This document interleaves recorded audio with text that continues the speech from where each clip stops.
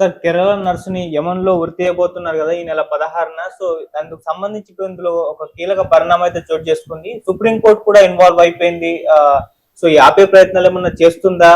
లేకుంటే ఉరి శిక్ష కంటిన్యూ అవుతుందా? సో, అదొక చర్చ అలాగే జరుగుతుంది సార్. మరి ఏం జరిగే అవకాశం ఉంది ఈ ఇష్యూలో? మరి భారత ప్రభుత్వం గానివ్వండి, సుప్రీం కోర్ట్ గానివ్వండి దీన్ని అడ్డుకునే అవకాశం ఏమన్నా కనిపిస్తుందా? ఎందుకంటే ఇంకా 5 రోజులు మాత్రమే ఉంది గదా సార్. ఈ నెల 16న నిమిషప్రియను యెమెన్‌లో మరణశిక్ష అమలు చేయడానికి ఆల్రెడీ జైలు అధికారులు కూడా అక్కడున్న అడ్వకేట్ జనరల్ ఉత్తర్వులు జారీ చేసేశారు.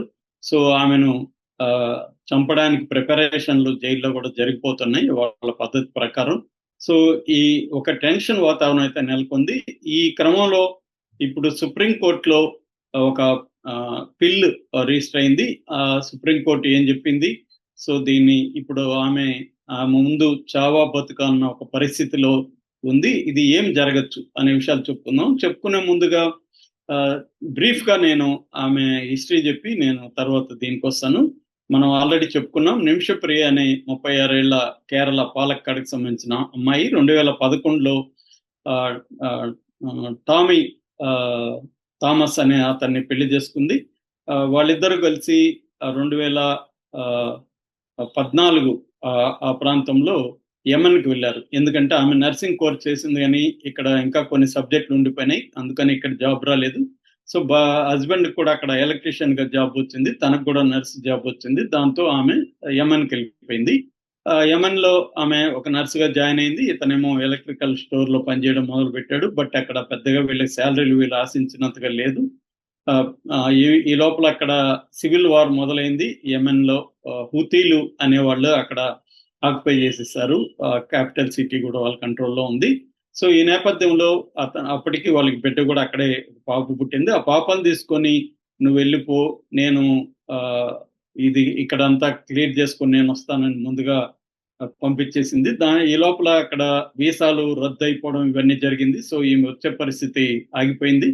దాంతో ఈమె ఏం చేసిందంటే అక్కడ క్లినిక్ అన్నా పెడదామని ఒక ఆలోచించింది. అక్కడ క్లినిక్ పెట్టాలంటే వాళ్ళ రూల్స్ ప్రకారం లోకల్స్ ఉండాలి, వాళ్ళ పేరు మీదనే పెట్టాలి, ఏ షాప్ పెట్టినా ఏం పెట్టినా. అందుకని అక్కడ వీళ్ళకి పరిచయమైన అబ్దో మహదీ అనే ఒక అతని పట్టుకొని అతని ద్వారా క్లినిక్ పెట్టింది. అల్ అమన్ మెడికల్ క్లినిక్ దాని పేరు.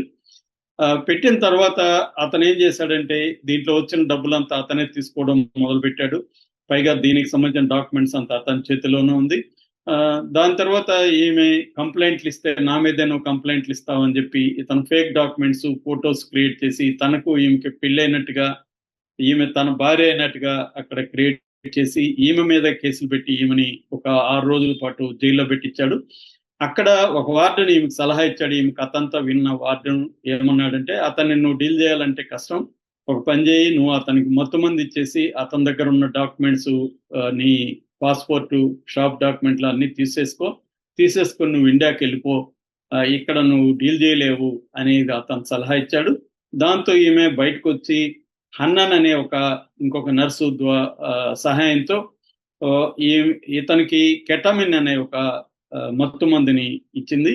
అయితే వీళ్ళకి అనుభవం లేకపోవడం వల్ల ఎక్కువ మత్తు మంది ఇచ్చేయడంతో అతను చనిపోయాడు. దాంతో ఈమె సహాయంతో అతన్ని ముక్కలుగా నరికి వాటర్ ట్యాంక్ లో పడేసి సౌదీ అరేబియా బార్డర్కి వెళ్ళిపోయారు వీళ్ళు. అక్కడ నుంచి సౌదీ అరేబియాకి వెళ్ళిపోదామని ఇద్దరు కలిసి ప్లాన్ చేసుకున్నారు. కానీ ఈ లోపల పోలీసులకి తెలిసేసి వీళ్ళని వచ్చి పట్టుకొని జైల్లో పెట్టారు. అక్కడ నుంచి కేసు కింది కోర్టులు, మనలాగే అక్కడ కూడా కింది కోర్టులు పై కోర్టులు ఉంటాయి కాబట్టి కింది కోర్టులో ఈమెకి మరణ శిక్ష పడింది. ఆ తర్వాత అప్పీల్ చేసుకోవడం, ఈ లోపల మన గవర్నమెంట్ ఎంటర్ అవ్వడం, వీళ్ళ మదరు ప్రేమ కుమార్ ఆమె పేరు, ఆమె అప్పీల్ చేసుకోవడం, వీళ్ళ హస్బెండ్ కూడా అప్పీల్ చేసుకోవడం ఇవన్నీ చేశారు. దాంతో ఢిల్లీ హైకోర్టు గవర్నమెంట్కి ఈ ప్రేమ కుమార్ని అక్కడికి పంపించమని కూడా చెప్పింది. ఎందుకంటే అక్కడ రెబల్స్ కాబట్టి మనకి వాళ్ళకి ఎటువంటి దౌత్యపరమైన సంబంధాలు, డిప్లొమాటిక్ రిలేషన్స్ లేవన్నమాట. సో మనం ట్రావెల్ కూడా బ్యాన్ చేసాము, యెమెన్కి వాళ్ళని వెళ్ళొద్దని చెప్పి. అందువల్ల ఈమెకు మాత్రం ప్రత్యేక పరిస్థితుల్లో ఈమెను క్రియేట్ చేసి పంపించారు. దాని తర్వాత ఈమెని సేవ్ చేసుకోవడం కోసం సేవ్ నిమిష ప్రియ ఇంటర్నేషనల్ కౌన్సిల్ అనే ఒక సంస్థ ఏర్పాటైంది. దీనికి బాధ్యుడుగా భాస్కరన్, శామ్యుయల్ జెరోమ్ భాస్కరన్ అని ఒక ఆయన చూస్తున్నారు. దీంట్లో వీళ్ళ ఫ్రెండ్స్, ఫ్యామిలీ, ఇంకొంతమంది ఎన్జిఓలు, కొంత డబ్బులు పెట్టేవాళ్ళు ఉన్నారు. ఇక్కడ యెమెన్ లో ఒక రూల్ ఏంటంటే, యెమెన్ లో గల్ఫ్ కంట్రీస్ లో చాలా వాటిలో ఉన్న రూల్ ఏంటంటే, ఎవరినైనా మనం చంపినప్పుడు ఆ ఫ్యామిలీ కానీ క్షమాభిక్ష పెడితే మనకి మరణ శిక్ష అనేది తగ్గుతుంది. సో దీన్ని డియా సిస్టమ్ అంటారు. డియా సిస్టమ్ అంటే బ్లడ్ మనీ సిస్టమ్ అన్నమాట. బ్లడ్ మనీ అంటే రక్తపు డబ్బు. వాళ్ళని మనం చంపేశాం కాబట్టి దానికి బదులుగా వాళ్ళకి డబ్బులు ఇస్తే వాళ్ళు మనకు క్షమాభిక్ష పెడతారు. సో అందుకని ఈ డబ్బుల్ని ఆర్గనైజ్ చేయడం మొదలు పెట్టారు. దాదాపు $4,000 రెడీ అయింది. బట్ ఓవరాల్ గా మన కరెన్సీలో చెప్పాలంటే 8.5 కోట్లు డిమాండ్ చేస్తున్నారని చెప్తున్నారు. వీళ్ళ దగ్గర అంత డబ్బులు ఇప్పుడైతే లేదు. సో ఈ నేపథ్యంలో ఈ కౌన్సిల్ ఏదైతే ఉందో, సేవ్ నిమిషా కౌన్సిల్, వాళ్ళు సుప్రీంకోర్టులో ఒక పిల్లేశారు మొన్న. Justice Sudhanshu దులియా, justice జోయిమాలా boxy bench దీన్ని స్వీకరించింది. 14 విచారిస్తామన్నారు. కానీ 14 మీరు విచారిస్తే 16 అక్కడ ఆమెను చంపేస్తారని వీళ్ళ తరపున అడ్వకేట్లు రఘాంత్ బసంత్ అండ్ సుభాష్ చంద్రన్ వీళ్ళిద్దరూ కోర్టుకి చెప్తే, కోర్టు అయితే ఇమ్మీడియట్ గా ఏజీకి, అడ్వకేట్ జనరల్ కి చెప్పింది, భారత ప్రభుత్వాన్ని దీంట్లో ఇంటర్వ్యూన్ అవ్వమనండి, ఆమెను కాపాడమనండి అని చెప్పింది. అలాగే ఈ లాయర్లకు కూడా మీరు అడ్వకేట్ జనరల్ ని కలిసి దీన్ని పర్సూ చేయండి అని చెప్పారు. ఈ లోపల ఈ కౌన్సిల్ కి సంబంధించిన ఇన్ఛార్జ్ ఎవరైతే ఉన్నారో శామ్యుయల్ జెరోమ్ భాస్కరన్ ఆల్రెడీ యెమెన్కి వెళ్ళాడు. మళ్ళీ ఒకసారి వాళ్ళ ఫ్యామిలీని రిక్వెస్ట్ చేసుకున్నాం, మేము అంత డబ్బులు ఇవ్వలేము, ఇంత ఇవ్వగలమని. సో ఇప్పుడు భాస్కరన్ ఏం చెప్తున్నాడంటే, ఇండియన్ గవర్నమెంట్ కానీ ఇరాన్ ద్వారా కానీ ట్రై చేస్తే, ఎందుకంటే ఇరాన్కి ఇండియాకి మంచి సంబంధాలు ఉన్నాయి. మనం మొన్న యుద్ధంలో కూడా చూసాము, ఇరాన్ మన కోసమే వాళ్ళ మూసేసి ఉన్న వాళ్ళ స్పేస్ని, ఎయిర్ స్పేస్ని మన కోసమే ఓపెన్ చేసి ఫ్లైట్లకి అనుమతి ఇచ్చింది.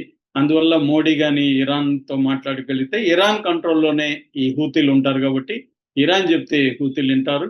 సో ఈ డబ్బులు తగ్గించి ఉన్న డబ్బులతో అడ్జస్ట్ చేసుకోమని వాళ్ళ దగ్గర క్షమాభిక్ష పెట్టగలిగితే ఈమె బయటకు వస్తుంది.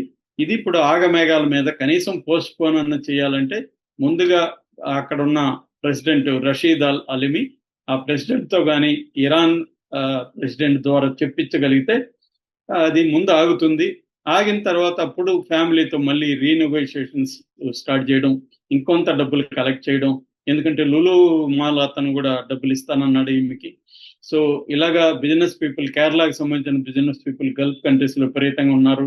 వాళ్ళ ద్వారా అంత డబ్బులు కలెక్ట్ చేస్తే 8 కోట్లు అనేది పెద్ద విషయం కాదు. కనీసం వాళ్ళతో కొంత బార్గెన్ చేసి 8 అనేది 4 కోట్లకు తగ్గించి చేయగలిగితే, గవర్నమెంట్ కూడా ఏమైనా హెల్ప్ చేయగలిగితే ఈమెని బయటకు వచ్చే అవకాశం ఉంది. ఇప్పటికి కూడా వాళ్ళ హస్బెండ్ టామీ థామస్ కానీ ఈ భాస్కరన్ వీళ్ళైతే హోప్ లోనే ఉన్నాము, మేము హోప్ జారు విడిచలేదు, మేము ప్రయత్నిస్తూనే ఉన్నామని చెప్తున్నారు. ఢిల్లీలో కూడా పెద్ద ఎత్తున ప్రయత్నాలు జరుగుతున్నాయి. సో ఇది ఒక రకమైన సినిమాటిక్ టెన్షన్ అంటాం కదా, క్లైమాక్స్ టెన్షన్.